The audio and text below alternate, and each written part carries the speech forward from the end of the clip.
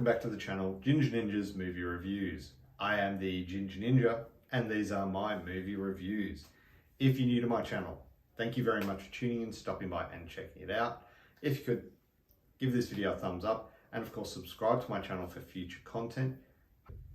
Now for my returning viewers, thank you very much for your continued support. It does mean the world to me and you're in for a treat. So this is one that I was really looking forward to, and I was fortunate enough to be sent a screener from Holdfast Public Relations to review. So I'm really looking forward to getting into this one.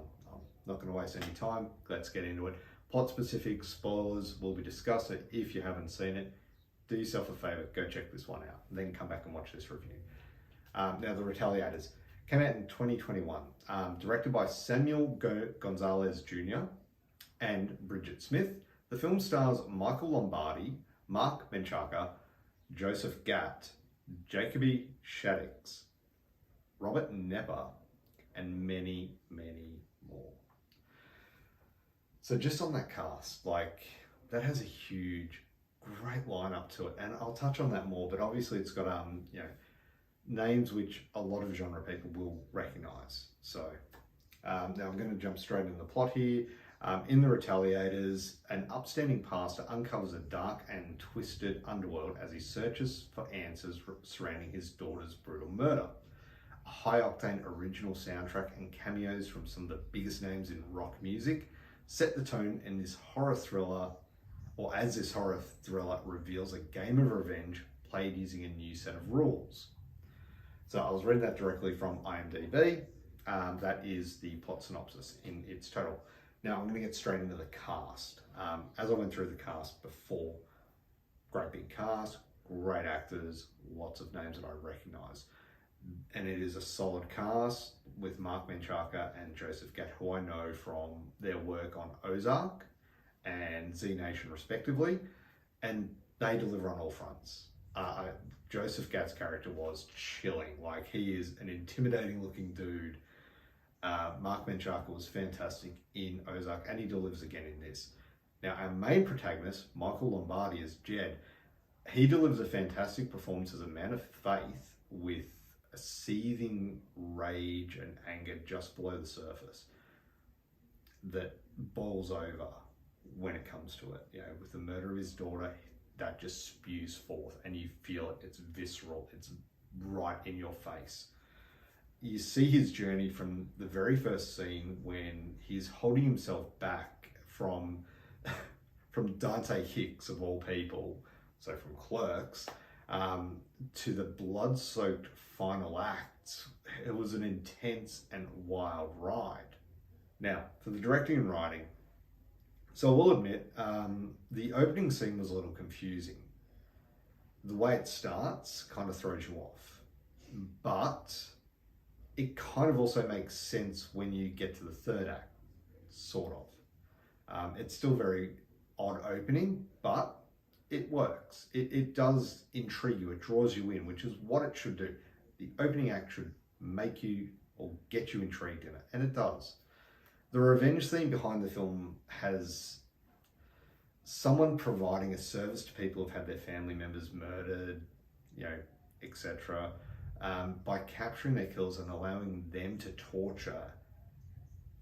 It's a great idea, but it seemed far too brief, that aspect of it. That could have been explored more. I think getting to that point took too long. It should have got to that point a lot quicker and then had the third act, which is a huge blood-soaked finale. But then you've also got other parts to the film which are touched on. There's a rival biker gang war. It's touched on but not fully explored. The film maintains a very consistent pace, and it does keep you invested and glued to the screen to see where the film is taking us. So, like I said, the way the movie starts to where it ends is a fun, gore-filled ride.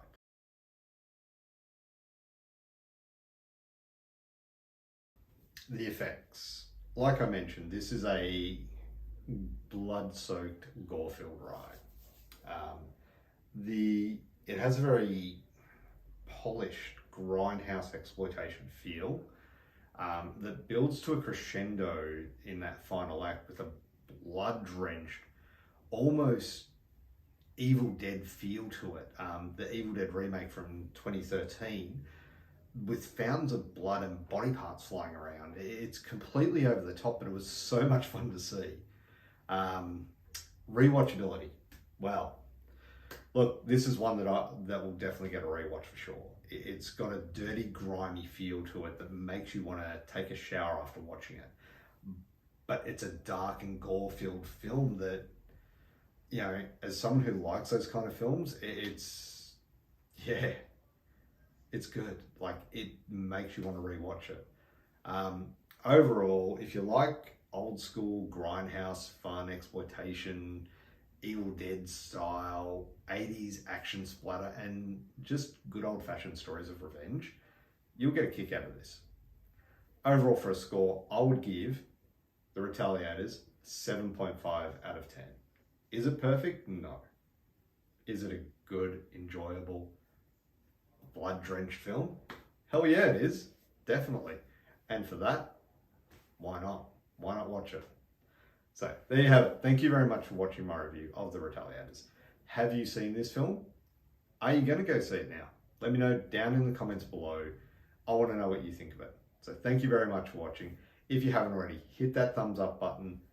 Be much appreciated. Subscribing to my channel, of course, is always appreciated as well. And, of course, have a great day.